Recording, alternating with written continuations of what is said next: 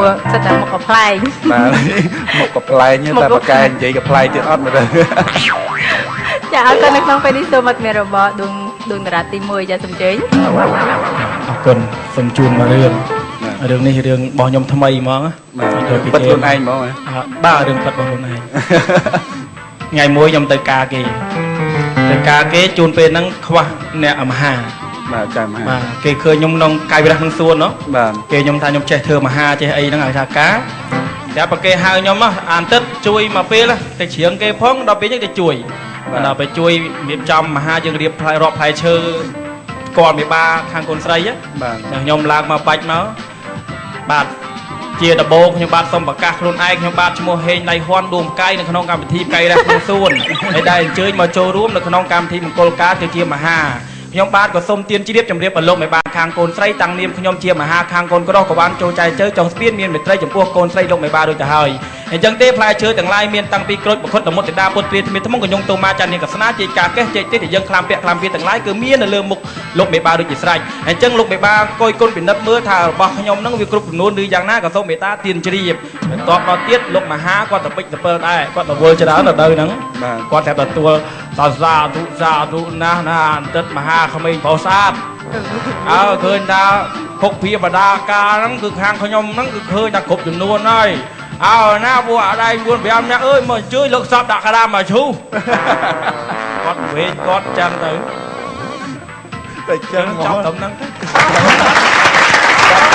គាត់ថារៀបចំផ្លែឈើចែកចាស់ទុំអីហូបហ្នឹងមានណាគាត់រវល់គាត់បញ្ញាប់ពេករៀបសំដាក់ក្រាមមកឈូហ្មង ហើយឡៃហ៊ន់ពេលដែលយើងបង្ហាញពីថាពាក្យពេចអញ្ចឹងសិតតែប្រកាសប្រាប់គេស្អីយើងឡៃហ៊ន់ដួងកាយណាអញ្ចឹងក្នុងនាមជាមង្គលការយើងត្រូវប្រកាសនាមខ្លួនយើងតាំងនាមតាំងអីបាននិយាយជើងការបានកើតយើងអត់ប្រកាសនាមមេបាគេអត់ស្គាល់យើងថានៅណាយ៉ាប់គេមករកយើងទៀតមែនតើមែនចូលដល់ត្រូវគេខុសទៅគេកាច់អ្នកដទៃខុសគេចាអរគុណ បាទសូមអរគុណនៅរឿងកំ pl ែងរបស់ដួងតារាទី1ដែលជួបខ្លួនឯងផ្ទាល់បាទចង់ដឹងថាដួងតារាទី2តើរឿងផ្ទាល់ឬក៏រឿងបណ្ឌិតយ៉ាងណានោះសូមអញ្ជើញ អរគុណបងណាបាទរឿងខ្ញុំគឺរឿងផ្ទាល់ ប៉ិតខ្លួនហ្មងហ្នឹងហើយរឿងពិត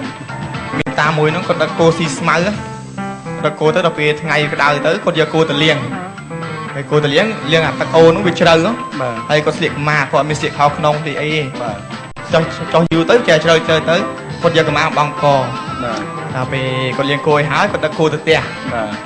ទៅដល់ចិត្តដល់ផ្ទះក្មេងសួរតាមិនតាដឹកគោអត់ស្លៀកខោអញ្ចឹងតាក៏លំអត់យីអានេះក៏ឯងស្លៀកខោអញ្ចឹងហើយដល់ផ្ទះយាយក៏សួរ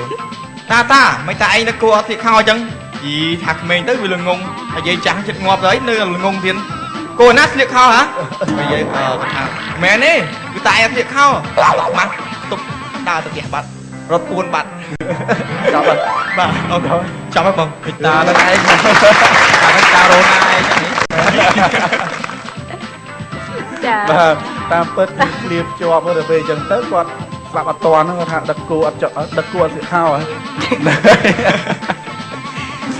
បាទយល់បាទអរគុណហើយកាត់នៃយល់ខ្លួនឯងបាទជាបន្តអូនប្រុសដួងតារាទី3បាទរឿងខ្ញុំផ្ទាល់ដែរតែផ្ទាល់តាមគេប្រាប់បាទមានលោកយាយមួយហ្នឹងគាត់ធ្វើពិធីបុណ្យហើយដល់ពេលអញ្ចឹងទៅគាត់អត់មានលោកសង្ឃទេគាត់អញ្ជើញលោកសង្ឃអត់បានដល់ពេលអញ្ចឹងគាត់ទៅចំនឹងលោកសង្ឃហ្នឹងគាត់ទៅតែបួសអញ្ចឹងលោកបងថាអាត្មាអត់ចេះទេអត់មានចេះសូត្រធម៌អីទេអាត្មាទៅតែបួសហ្នឹងដល់ពេលអញ្ចឹងអូយជួយម្ដងទៅលោកបងអើយធ្វើមិនទេរកអត់បានសោះដល់ពេលអញ្ចឹងគាត់ដើរទៅឃើញទឹកហូរការ៉េញដល់ពេលទៅដើរទៅទៀតឃើញទឹកពោជ្រុះពោធិការៈរៈដល់ពេលឡើងសូត្រទឹកហូរការ៉េញពោធិការៈរៈស្រាប់តែយាយនឹងថាអូយលោកបងឲ្យសូត្រព្រោះមែនតែនព្រោះដល់ក៏ដល់ពេលលោកសង្ឃនឹងក៏លេចឃើញតាអាចារ្យខោធំប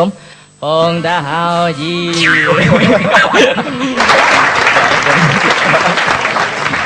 អរគុណនៅរឿងកំ pl ែងរបស់ដួងតារាទាំង3ដួងគឺសិតតែរឿងប្លែកជួបពិតខ្លះជួបមិនពិតខ្លះក៏ចេះតែមាននៅក្នុងកម្មវិធីរបស់យើងហើយបង្ហាញជូនដល់ទូរទស្សនិកជនដែលបានកំពុងតែគ្រប់គ្រងនិងទស្សនាជាមួយនឹងកម្មវិធីរបស់យើងហើយនៅវគ្គបន្តនេះនឹងបានជួបជាមួយនឹងក្រុមកំ pl ែងដែលសម្ដែងអំពីជីវប្រវត្តិរបស់តារាកិត្តិយសថា ថាតើសម្ដែងអំពីជីវប្រវត្តិរបស់តារារូបណាចង់ជាការសូមជួបជាមួយនឹងក្រុមកំ pl ែងដែលសម្ដែងអំពីជីវប្រវត្តិរបស់តារាកិត្តិយសដែលនាំមកជូនទស្សនាដោយមន្ទីរព្យាបាលថ្មីឌួងសិតមន្ទីរព្យាបាលថ្មីឌួងសិតមានតនបណ្ឌិតមានបទពិសោធន៍យូរឆ្នាំមានក្រុមសិលធម៌ល្អបំពាក់ដោយឧបករណ៍ទំនើបទាន់សម័យមានដកដាក់ធ្មេញពុតធ្មេញដាំបង្គោលក្នុងឆ្អឹងនិងធ្វើឲ្យធ្មេញសមន្ទីរព្យាបាលថ្មីឌួងសិតមានទីតាំងស្ថិតនៅខាងលិចឈៀងខាងត្បូងផ្សារទំនើបសូរិយាសូមបង្កើតស្នាមញញឹមនិងភាពជឿជាក់ជាមួយនឹងមន្ទីរព្យាបាលថ្មីឌួងសិត សម្លេងអនាម័យ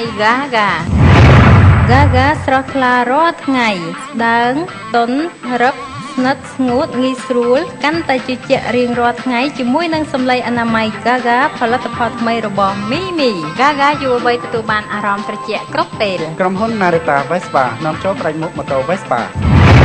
រីករាយបុណ្យចូលឆ្នាំចិនខាងមុខនេះមានអាំងប៉ាវពិសេសបញ្ចុះតម្លៃជូនពី$118ដល់